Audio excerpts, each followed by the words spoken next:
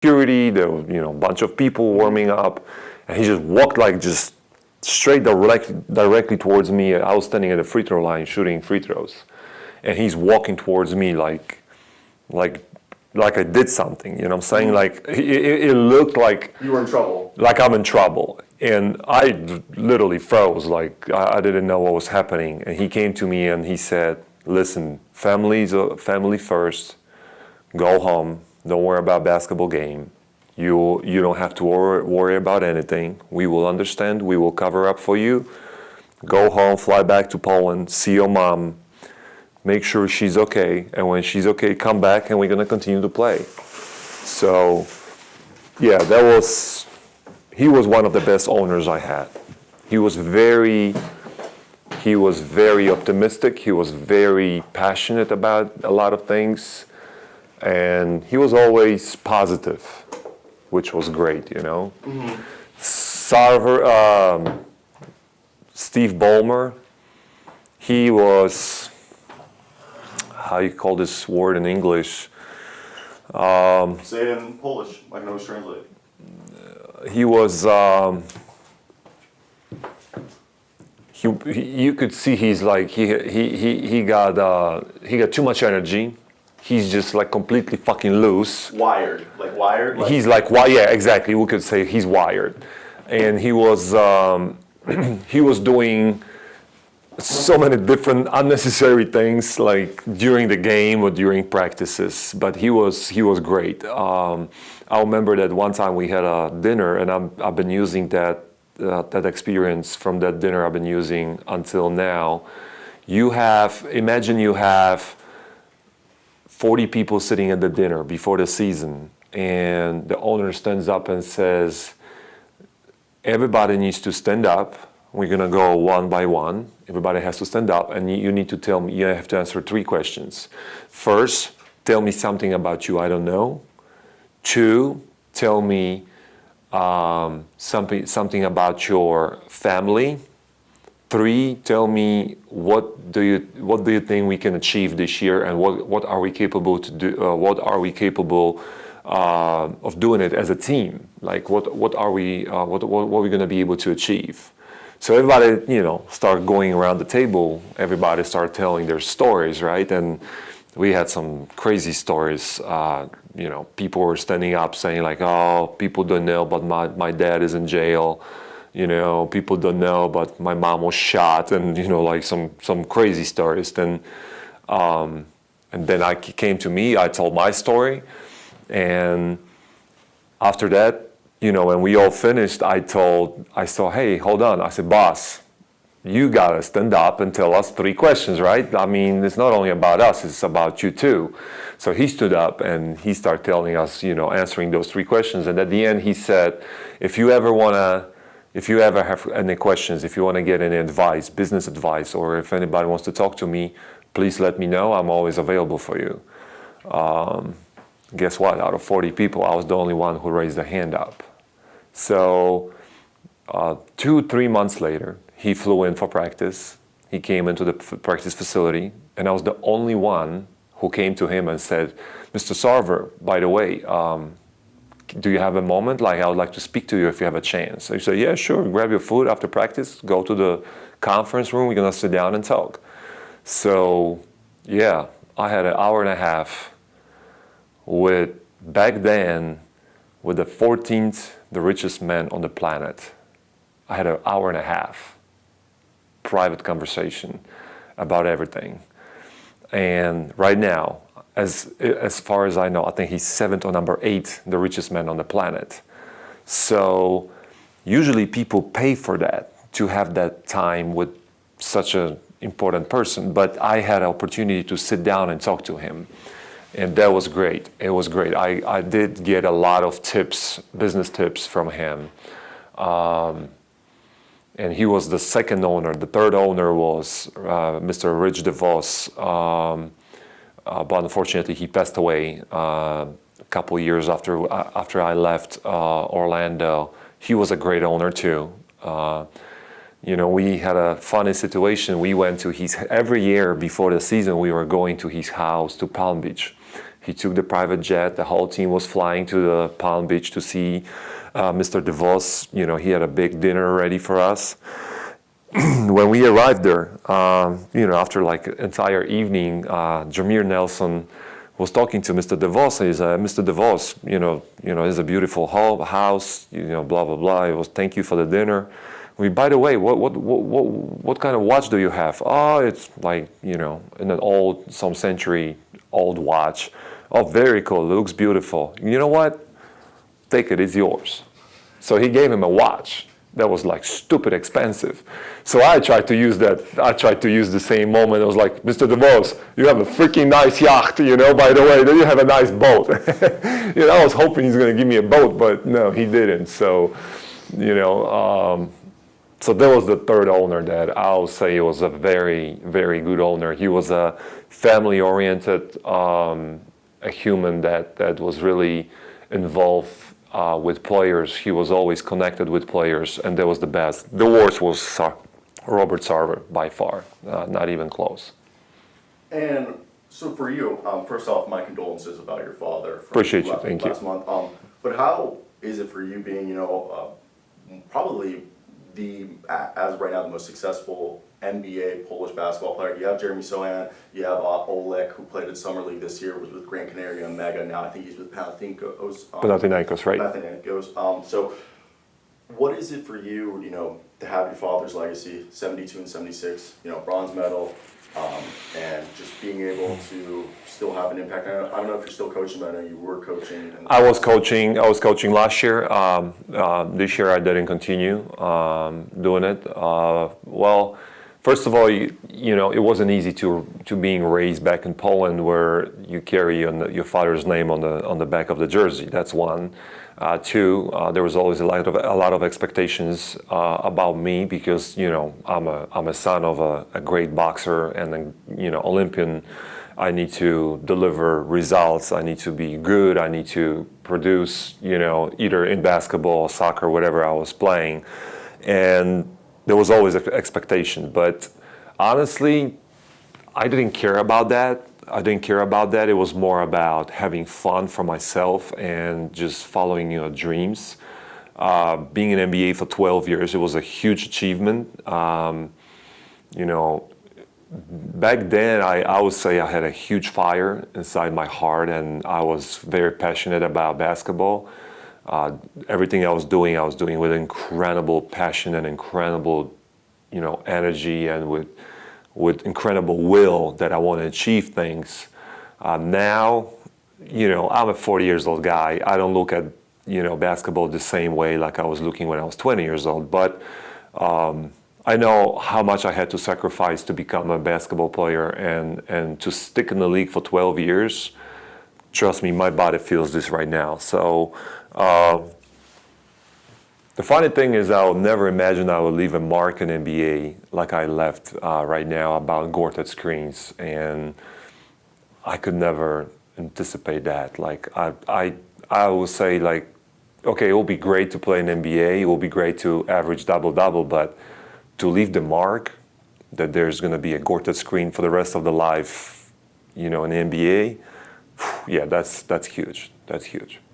And for you, I mean, I think it's your career is really interesting because you started out as Dwight Howard's backup, and for me, my first basketball game ever was at Amway Arena, Wizards versus Magic. You were Dwight Howard's backup, and I used to get sad when you would come on the floor because Dwight would come out, and I was like, oh no, but like I was, you know, 5 years old. So, and then I moved to Maryland and Washington, then I came in, and you went there, and I was just like, it was kind of like a full circle, and I like that's when you had the mohawk, and it was really cool to see you evolve as this center who, even if you came out today, I think you'd be drafted in the first round because people don't realize if you're not a unicorn, they want you as a center. Someone who sets hard screens, someone who rebounds, someone who can, you know, not only be a rim protector that doesn't need to get blocked. Be available for 82 games. Yeah, how does that feel? Well, but that was my destiny. I would say it was good to be drafted at 57th pick because the reason why, because I'm the only two players in the history of NBA that survived with a 57th pick in NBA. It's me and Manu Ginobili. and there's nobody else. Everybody else with that pick either play in the league for a couple months, maybe a year, and then, or basically they never made it. So I'm the only two players in the history of NBA that survived with 57 picks. So that's impressive. You know, that's one. Two, I never had expectations. You know, I was always in the position where, hey, listen, we have this Polish kid. He can play. We're gonna give him a shot. We will try. You know, if he ain't gonna succeed, then you know, screw it. We're gonna take another guy. So I didn't have that pressure on me that I'm lottery pick and all of a sudden I have to produce. I have to be great. I have to be an all-star. I didn't have that pressure, and who knows, maybe that was a good thing for me at the end of the day, you know, to be the 57th pick. You know, I truly believe, I know for a fact that I was cooking lottery picks back in the day in my prime, you know. I mean, I was 57th pick, but I was cooking guys that were, you know, top 15 in the league. So they ain't the problem. It wasn't the problem for me, but, you know, I would say I had more issues with the contracts. You know, back then in my prime, you know, I make 12 millions a year. There's a guy making 20 millions a year, and he's not even as half as good as I am. And there is a huge difference, money difference. Like that will be the point where I'll say, like, listen, this is wrong. That's not supposed to be like that. But about the picks, no. I you know, looking now, I never had an issue with that, and I never had a problem with that. If you were to come out today, would you still choose the same path, go to Germany, dominate in Germany? Yeah, I'll do the same thing. I'll probably do the same. I'll do it the same way. The most important thing what I'll pick is I would like to pick my coach, Sasha Obradovic. I would love to be with him. Wherever he would go, I would go with him. Because that was very important for my career to be with him. He made me a player. He kind of built my character from the scratch.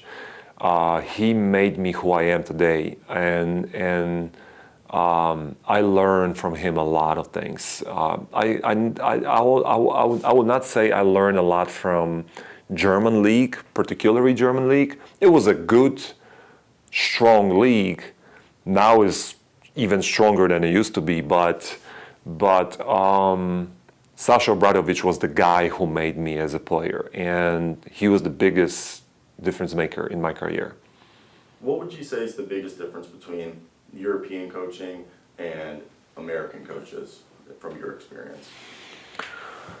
Oh man, there's a lot of differences. Don't know where to start. The biggest, maybe? The biggest, if you are being coached by Serbian coaches, you know, you're gonna get yelled at. Like, you're gonna get yelled at, like, really good. You better do it, the stuff they're asking you to do. You practice 6 times harder. You go twice a day for the full year. You do way more things than you do in NBA. I think European coaches develop your game in many different ways. They can develop your game in many different ways. Yeah, I mean, you can see Jokic, you can see Giannis Antetokounmpo, you can look at Luka Doncic. You know, I mean, these guys can do all of it. You know, they can play pick and roll, they can pass, they can shoot, they can dribble, they can do a lot of different things, and it's a European school. So that's why I would say that's the reason why a lot of European players are successful. You can learn a lot of things in Europe, specifically with the Serbian, Yugoslavian coaches. My grandfather's from Yugoslavia, so I grew up, you know, watching all of.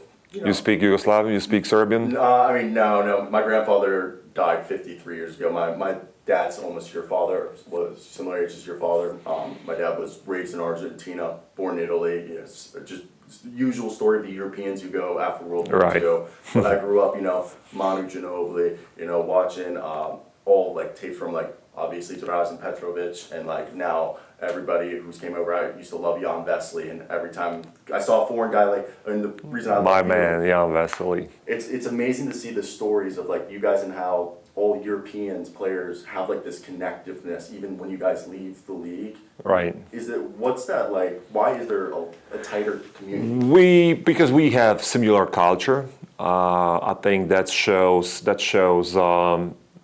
who we are. Basically, we have the same values, the same culture.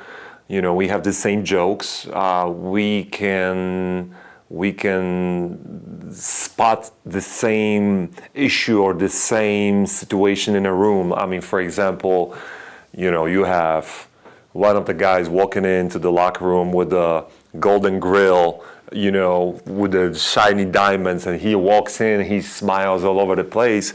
Everybody else thinks it's normal. This is like normal, and then all of a sudden, me and Jan Vasily or Tomasz Sororański, we sitting and looking and like, look at this fool, like what is this? Like this guy looks like a clown, he's wearing a gold diamond thieves, like this is ridiculous, So.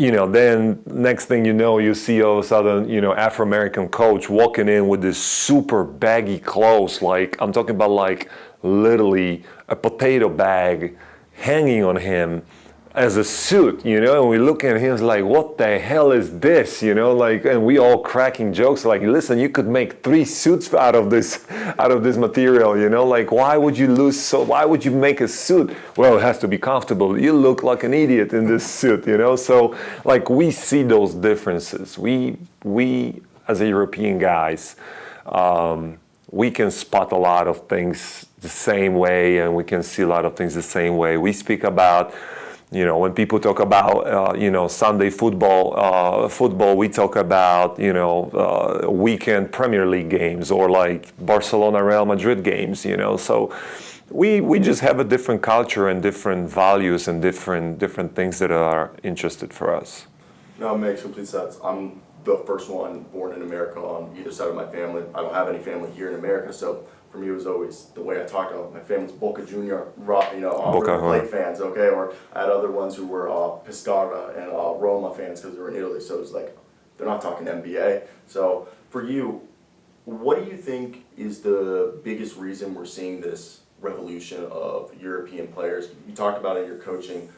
Do you think, in a few years, the U.S. might not be winning golds? You think other like European nations will have more and more be the better teams? I'm quite sure they're not going to win any golds. I mean, LeBron is 40 years old.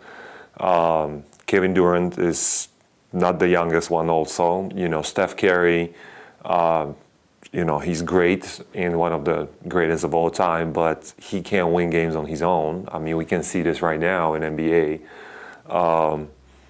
German team is getting stronger.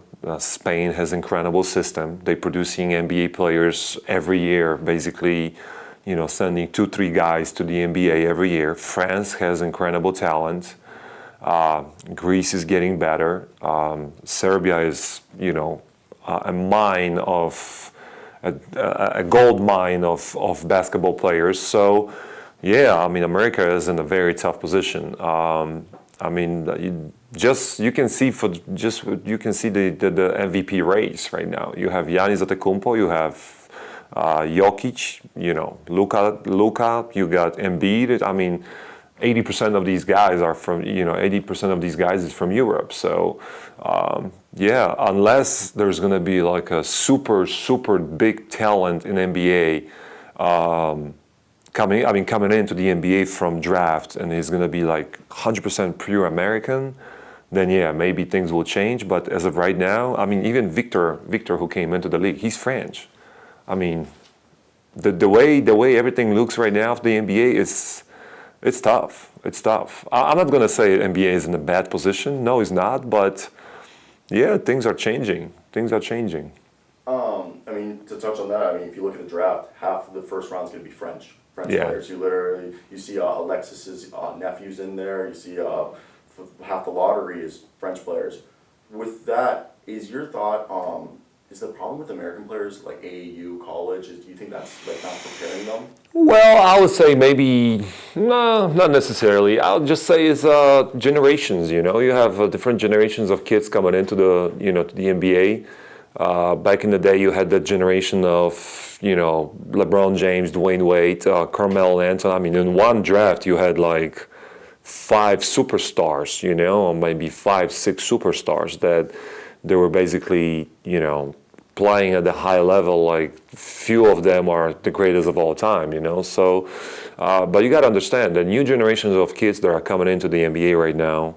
There are generations of social media kids, I mean, the kid that plays basketball, he's thinking maybe I want to be an influencer, maybe I want to be a streamer, maybe I want to be a YouTuber, but if not, I'm going to try to be NBA player, like back in the day, you didn't have that, LeBron James, Dwayne Wade, and Carmelo, and many other great players, they never had social media, they were only playing basketball. That's all they had. So their focus was only on basketball. I would say the new generation is going to be different. And unless there's going to be, like I said, like a stupid unicorn that's going to be another LeBron James, then if you're going to have a guy like that, that's great, but I don't think it's going to happen Do you think soon. that's the difference? Social media plays a big part of that? Because Yeah. my cousins, they don't use TikTok or Twitter like Americans do. You know what I mean? Like Well, go on it. they use I mean, every kid in the world, not only America, but Polish kid, all the kids in the world are literally obsessed with social media. And now when you, like I said, when you add to that, Twitch, being a streamer, YouTuber, influencer and all that, how you want to become a basketball player having all these things? Like how is this possible you want to go to do basketball practice when you have TikTok, you have Instagram, you have Twitter, you have all these other social media, then you have to post something. How you want to become a basketball player? So distractions, you're saying? Of course, no, it's a huge distraction. The first thing you do in practice is you recording stuff. Why would you do that? How about you focus on practicing your left hand? But people do, I mean, I'm a witness of that. Before kids start bouncing the ball in the practice, the first thing they do, they're recording stuff around. They're recording everything. First thing, they're taking picture with the ball. How about you dribble that ball first before you take a picture? That's what's happening right now. But again, that's what's happening in Poland right now. Imagine what's happening in America. At least America has a great basketball system. You have colleges, you have high schools. Everybody's playing basketball in those schools. We don't have that system in Europe. But again, social media has a huge impact on the talent that is coming into the league right now. I'm quite sure about that. And for you, when you look at the league, in the way that it's going, do you believe that it's going into this positionless where like you kind of touch like people should just be working on their skills where it's going to be instead of in the past we saw the 3-point era. Before that it was a lot more back to basket style play. Do you think we're seeing that positionless, more skill dependent NBA? You think? No, we're looking at numbers. We're looking at statistics and numbers, and that's wrong. You're not gonna throw the ball 5 times out of 10 possessions. You're not gonna throw the ball to the post 5 times, because even if you have a great post-up player who can score 50% out of 50% of possessions, that's at the end of the day that's 10 points. It's better to take 4 threes out of 10 because that's 12 points, and that's what people shoot, 40%. You only need to shoot 40%. And how about if you have a guy like Steph Curry who shoots freaking 50%? Then the only thing you do in NBA is shoot threes. So, yeah, I mean, the statistic ruined the game, in my opinion. And everybody is just thinking about shoot threes, or just get a layup, because obviously layup is the highest percentage in the game. There's not too many post-up players in the league. You have, couple guys, Embiid, Jokic, Towns. Şengün. You like Şengün? Where's he from? Alperen Şengün, Houston. Oh, from Turkey. Oh, haven't seen him yet. Haven't watched him that close. Sabonis, you think he's... Yeah, Sabonis, of course, yeah. You have literally 5, 6, 7 players top. All of them foreign, though. And all them foreign, right. And that's what's happening. That's what's happening. That's why I think in NBA, that's what's going to happen in NBA right now. You're just going to see a lot of shooting a lot of. Everybody goes into position where every player needs to be able to shoot the ball. Everybody needs to defend. Everybody needs to have a long arms, be athletic. That's where the NBA goes now. Who's somebody you like watching that you say he plays the right way?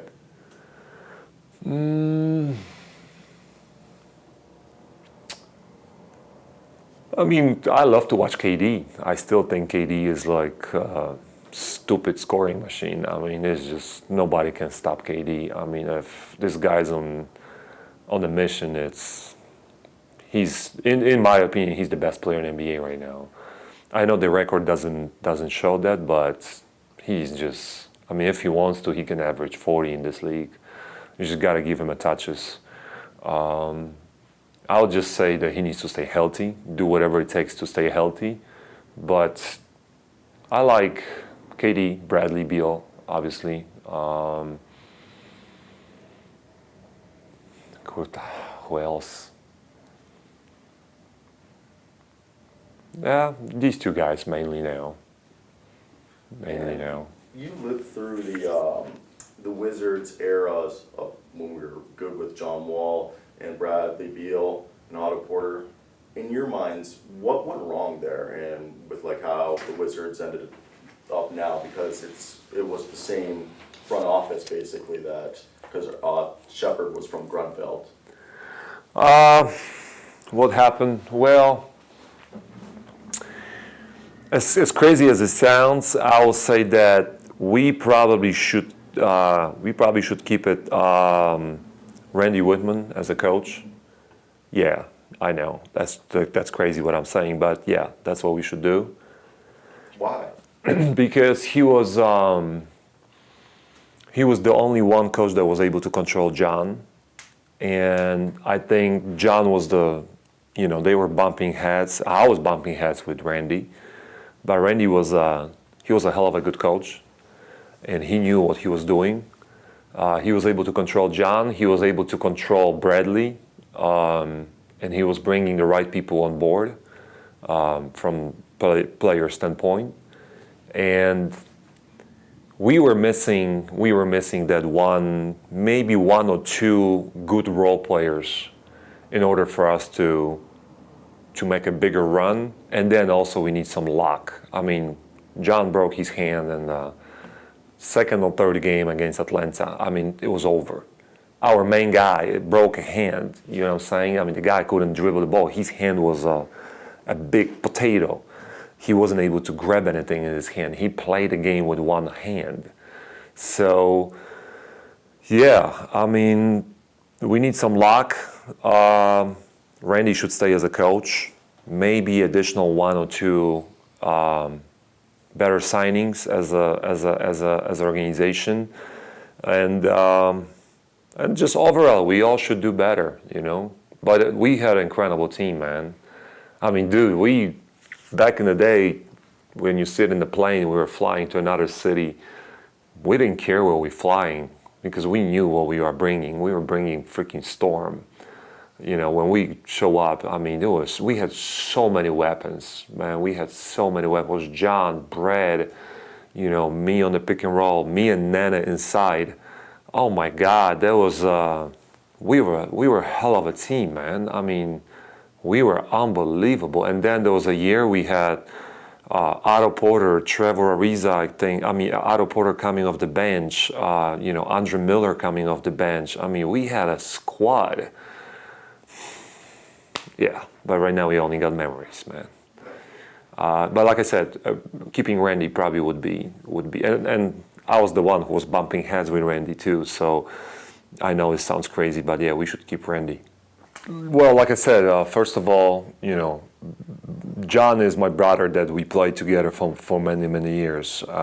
We went to many battles together. We won many battles, and hearing what happened to him in the last couple of years was obviously tough.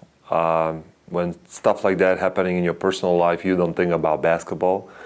And I wish a lot of people could reach out to John and support him. I hope they did. But also, you know, in the position that John is right now, I mean, he's not 20 years old. I mean, he is, 30 plus. He had a lot of surgeries. He had a lot of issues with his body. His knees are, probably 60 years old. So, yeah, it's going to be tough for John to come back to the league. I still believe that he can give a team a lot of good things. Obviously he's incredible, incredible leader. He can anticipate a lot of things on the court. He can run the offense the right way. He can shoot the ball. He can definitely pass the ball. He could definitely help the team, but just the agenda that it goes with John right now is so difficult, it's so tough that I think it's going to be very hard for John to come back to the league. But I think he made an incredible. I think he had a good career, very good career. He made a lot of money. Right now he has a family, and the only thing he got to do is now just focus on his body, focus on his family. And just live his life, I think. I mean, that's the best thing he can do right now. For you, looking at Jeremy Sohan, and he's probably like the NBA-wise most popular for NBA fans. What are your thoughts on Jeremy Sohan, and have you met him? I've met him very briefly. We're not like great friends, we're not in touch on a regular basis, daily basis, but I think he's in a very tough position right now, specifically this year, starting the season at the point guard spot, playing as a point guard. Then after 20, 30 games, he was moved back to his natural position, where I think he belongs and where I think he can produce more. I don't think it's a good, perfect fit for him and Victor, unfortunately. He needs to improve his shot. Everything starts from the shot in NBA. If he's not going to be able to shoot the ball at the good percentage, it's going to be tough. But again, this is his second year in the league.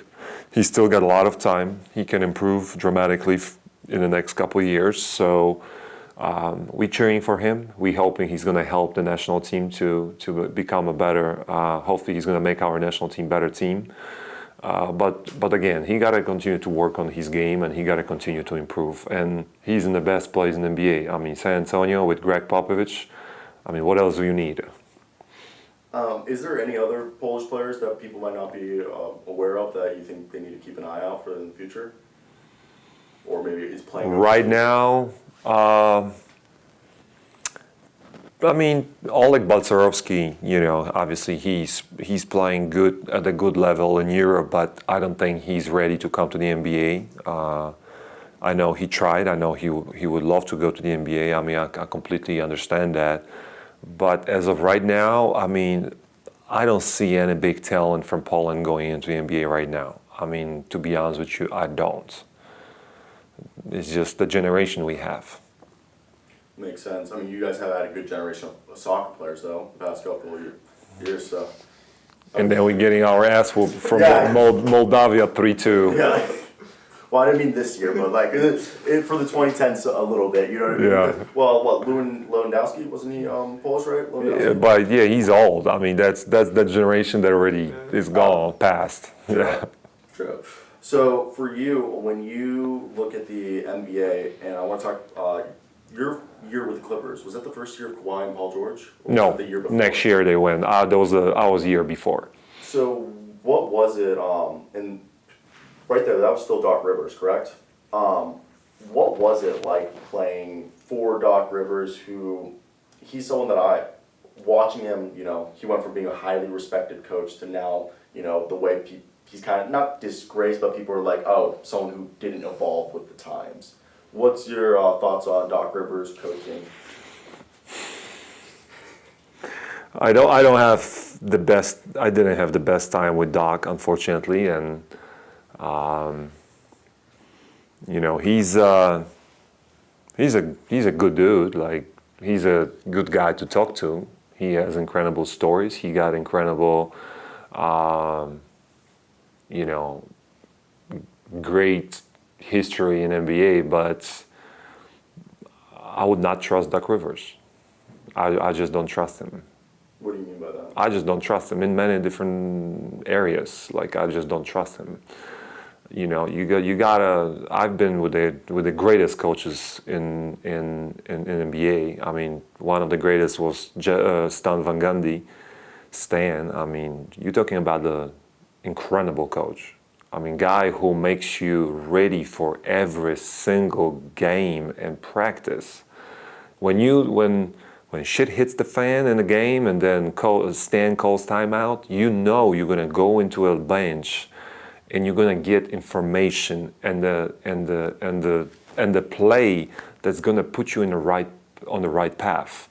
And you knew exactly there is a leader on the bench who's gonna make you right. You knew exactly that next year Stan's gonna come up with something that's gonna make our team better. The guy had incredible discipline, incredible work ethic. You know, he was keeping everybody accountable. I mean, that was incredible coach. He is, and he still is. I mean, that was incredible human coach, and just listen what Stan tells you, and things will happen. Good things will happen to you, you know. And like I said, Randy Whitman was a great coach. Back in the day, I'll say even Alvin Gentry, you know, he was a more offensive coach than defensive, but I love Alvin too. I mean, Alvin was great. He was an encouraging coach. You know, like I said, he was more offense, but you know, Alvin was a good coach too. He gave you confidence. He was giving you confidence. You know, he was making you feel like you are important, you know, to the team, and he was supporting you. And that's as a player, that's what you want to hear, and that's what you expect from the coach, you know. But going back to Doc, I don't trust him. I just could not trust him. That's it. I met Alvin Gentry, really nice guy. I met him over that summer league. I had a conversation with him because I loved his motion offense concepts that he had, because I know that's what the Warriors ended up using when they first started the run on their three-point schemes. But Stan Van Gundy, I love him as a commentator, loved him as a coach from what I've read. But why does it seem he was always ran out of town and like people smeared his name? We saw it in Detroit. He got pushed out in Orlando. He got pushed down in Miami. Is there something that like he rubs people the wrong way? It just feels like he's never got a fair shake of how things end. Like his. Well, I mean, it's hard for me to say what happened in Detroit. I mean, I wasn't there, but in Orlando, I mean, this is a coach that likes to have the power. He likes to have the power. You know, there are things going, the way he's going to run things is his way, not yours or nobody else. You know, he's going to tell you what he's going to do, and everybody has to be on the same page.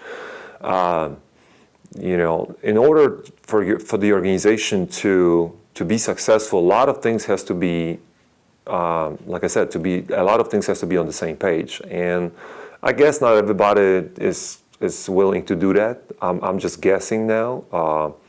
But again, I know that Stan was one of the best things that happened to me when I made it to the league. I mean, I came to the organization where I had Brandon Malone, who recently also passed away. I had, you know, Stan Van Gundy. I had Patrick Ewing. I had great coaches. I had a great coach, strength conditional coach, Joe Rogalski.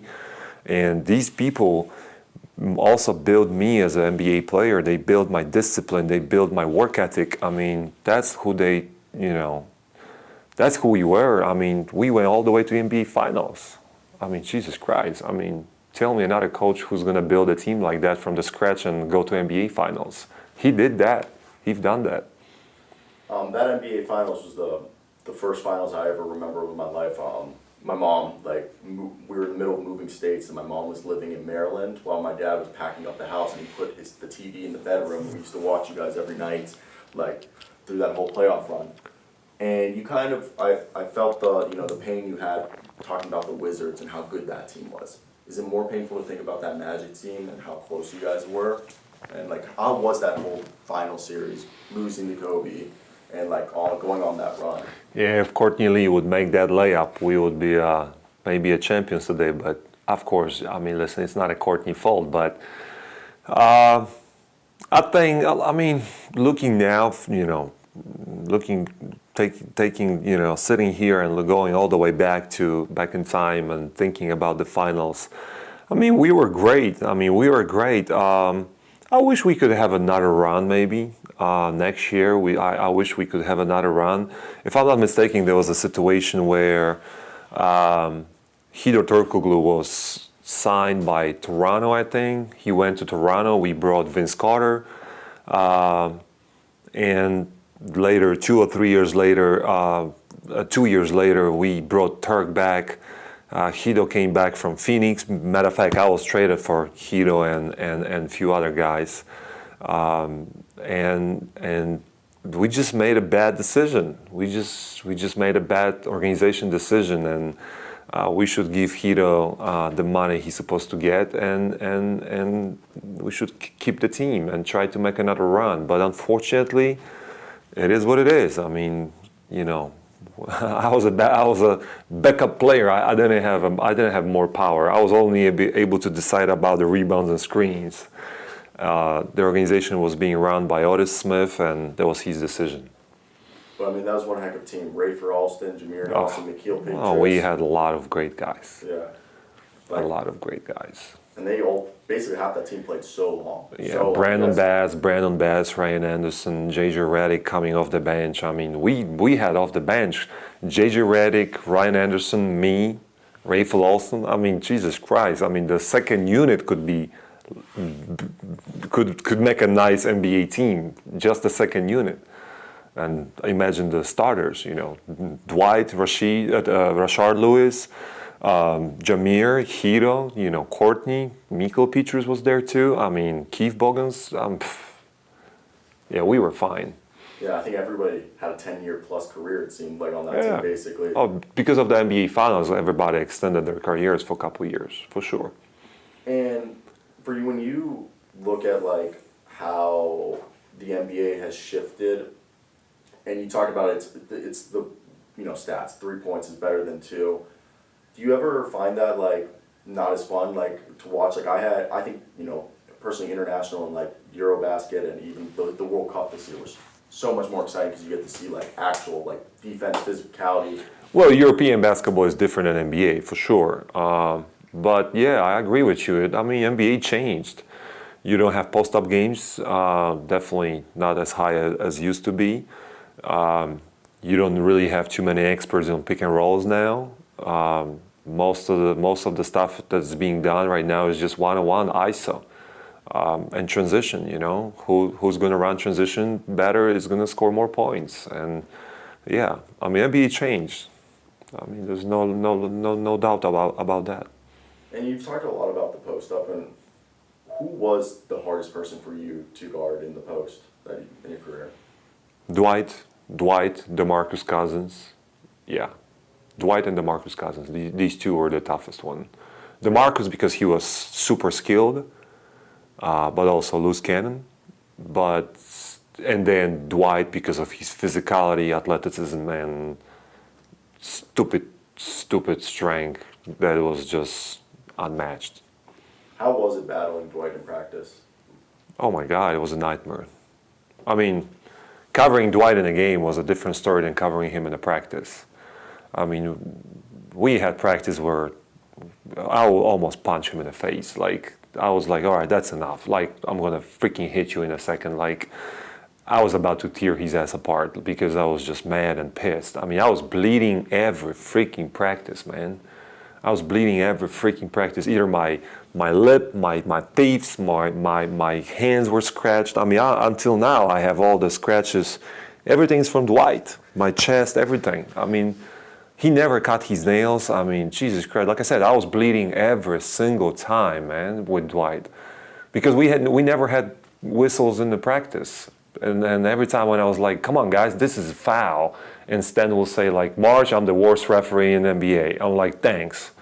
So I'm like, I'm just going to punch him in the face then. I mean, there's no basketball. Like, I'm going to literally gangster his ass right now on the court. Like, I'm going to jump him. I'm going to beat him up. Like, because that's how it was. So you kind of touched on it's incredible to see like how like Dwight it seems like he got under a lot of people's skin over like just I've heard. That's who he was, right? And he talked about the fingernails, and on Reddit the other day there was a trending thing saying the NBA should pass a rule that players should cut their nails. Right. What is it actually a problem? We saw Luka with Andrew Wiggins. I agree with you. I mean, that should be. How bad is that? It's bad. I mean, it's bad. I'm not talking about, from personal standpoint, if it's cute or not, over your nails, your nails are trim or not. No, I'm not talking about that. It's about just the health. You know how many times you're cutting the skin, how many times you shaving the skin because, obviously you swiping for the ball, but, you kind of doing trying to scratch people's hands and you're shaving people's skins off. How many times I get hit in the face and get cut on the body. Yeah, I agree. That should be a rule that you gotta cut the nails. Yeah, I know, and I think they said last year when Jared Allen got the finger in his eye, they said the problem was that the guy had a long nail and it cut the cornea. And why would you cut 9 nails and then you keep 1 nail longer? I mean, what is this? I mean, come on, man. Yeah, they do that. They do that. That's great. Yeah, I always think of the one where Luka, he played like 3 games and he had the one there, and you literally heard the commentator say like, "Someone tell Andrew Wiggins to cut his nails or something." Right. I mean, unfortunately, it is an issue, and Dwight was number 1 with that.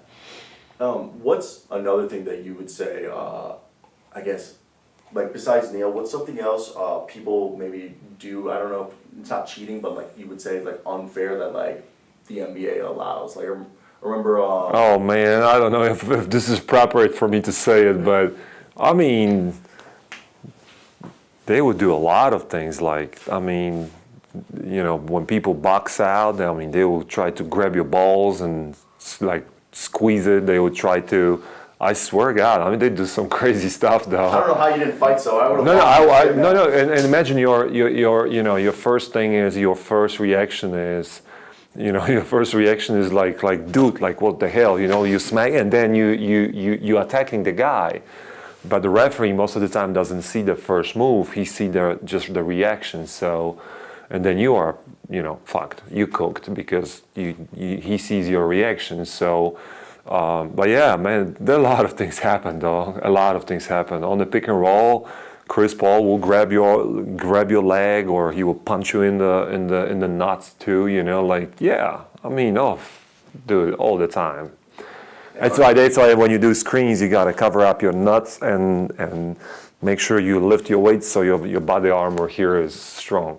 Yeah, I always knew about for boxing out, you're like grabbing the wrist when the ref wasn't looking is a big one where you they'll hold you.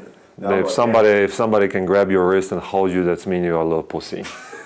I'm sorry, but yeah, nobody's gonna hold your hand. I mean, nobody's gonna hold my hand unless you are, Hulk. Then you can hold my hand, but no.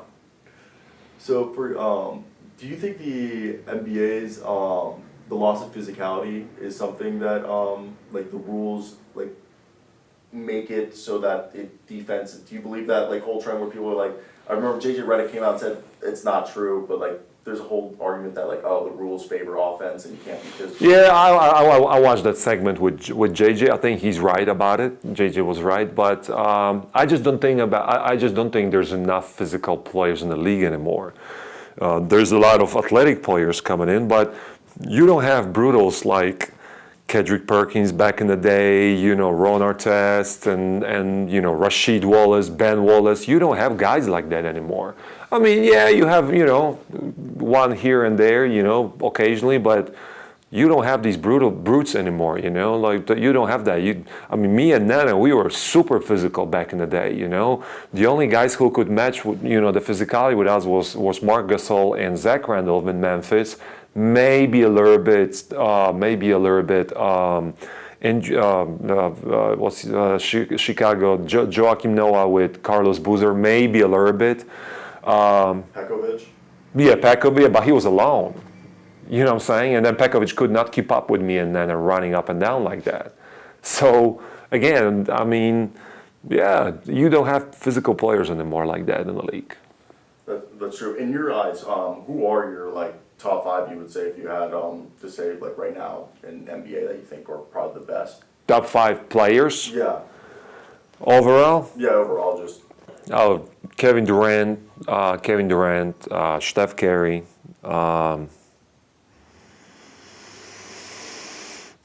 Jokic, Giannis Antetokounmpo, and Luka. and Unfortunately, I will not pick LeBron over there anymore. is there anybody you think out of the young guys, like besides like Victor Wembanyama, like out of the Anthony Edwards, Tyrese Halliburton, that you think's like capable of getting to that level? Banchero, Paolo, yeah. I mean, he's nice. He's good. In my opinion, he's gonna be hell of a player in this league.